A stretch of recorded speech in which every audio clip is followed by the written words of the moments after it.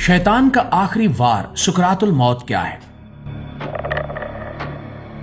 मरते हुए मुसलमान पर शैतान कैसे वार करता है? मौत की सख्ती और खात्मा बिल ईमान का असल मतलब क्या है? नाज़रीन, रसूल अकरम सल्लल्लाहु अलैहि वसल्लम ने हमें बार बार मौत को याद करने की तलकीन फरमाई है। आप सल्लल्लाहु अलैहि वसल्लम ने फरमाया कि लज्जतों को तोड़ देने वाली चीज यानी मौत को कसरत से याद किया करो, इसलिए कि जो इंसान मौत को याद रखता है उसका दिल नर्म रहता है और वो गुनाहों से बचने की कोशिश करता है। हकीकत यह है कि जिस दिन इंसान इस दुनिया में आता है उस दिन से मौत भी उसकी तरफ बढ़ना शुरू हो जाती है।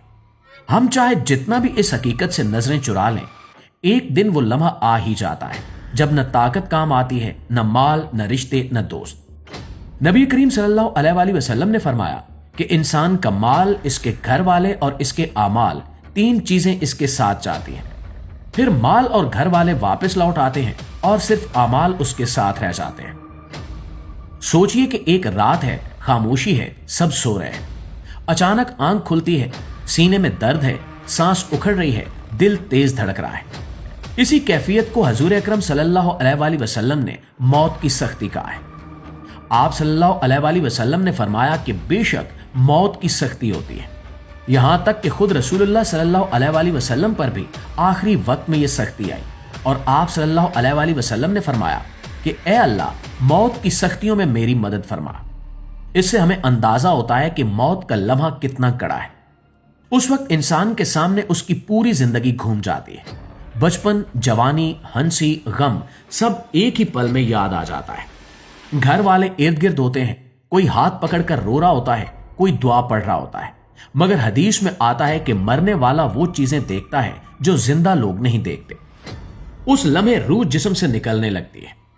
नबी करीम सल्लल्लाहु अलैहि वसल्लम ने फरमाया कि मोमिन की रूह ऐसे निकलती है जैसे पानी का कतरा बर्तन से बह जाता है, और काफिर की रूह ऐसे खींची जाती है जैसे गीली ऊन से कांटेदार सीख निकाली जाए। नाज़रीन, यही वो वक्त है जिसे मौत की सख्ती कहा गया है, और यही वो लम्हा होता है जब शैतान अपना आखिरी वार करता है, जिसे सुकरातुल मौत कहा जाता है। उस वक्त दिल दहल जाता है, जुबान लड़खड़ा जाती है और शैतान मरते हुए इंसान के दिल में वसवसा डालता है कि कहां है तुम्हारा रब, कहां गई तुम्हारी दुआएं। और अगर ऐसे मौके पर इंसान उस वसवसे पर यकीन कर ले तो ईमान की दौलत से महरूम हो जाता है। यही वजह है कि मरते हुए मुसलमान को कलमा पढ़ने की तलकीन की जाती है ताकि शैतान अपने वार में कामयाब ना हो सके। इसलिए नबी अकरम सल्लल्लाहु अलैहि वसल्लम मौत के वक्त शैतान के फितने से पनाह मांगते थे। आप सल्लल्लाहु अलैहि वसल्लम ने फरमाया कि अपने मरने वालों को ला इलाहा इल्लल्लाह की तलकीन करो, इसलिए कि जो इंसान जिंदगी भर जिस चीज में लगा रहता है, मौत के वक्त उसकी जुबान पर वही आता है। जो दुनिया में गुम रहा उसके दिल में दुनिया होगी, और जो अल्लाह को याद करता रहा उसकी जुबान पर अल्लाह का नाम होगा। ईमान सिर्फ जुबान का लफ्ज नहीं बल्कि दिल का यकीन है।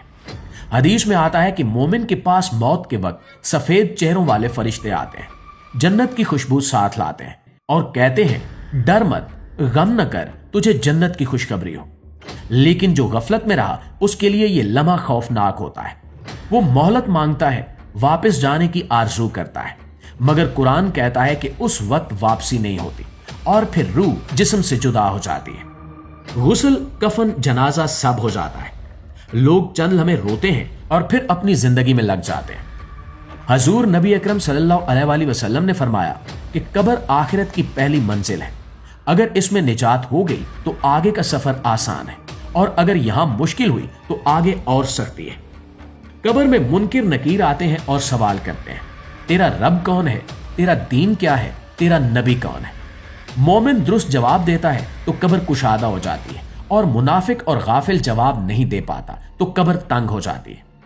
प्यारे दोस्तों, जरा सोचिए कि अगर आज रात हमारी बारी आ जाए तो हम क्या जवाब देंगे? क्या हमारे आमाल हमारे साथ होंगे? रसूलुल्लाह सल्लल्लाहु अलैहि वसल्लम ने फरमाया कि अक्लमंद वो है जो अपने नफ्स को काबू में रखे और मौत के बाद की तैयारी करे। यह पैगाम हमें झिझोड़ने के लिए है। अगर नमाज में कोताही है तो आज से संभल जाए, अगर गुनाहों में डूबे हैं तो आज ही तौबा कर लें, इसलिए कि मौत अचानक आती है बगैर खबर दिए। दुआ है कि अल्लाह हमें मौत की सख्ती में आसानी अता फरमाए, ईमान पर खात्मा करे और कब्र को जन्नत का बाग बनाए। आमीन सुमा आमीन।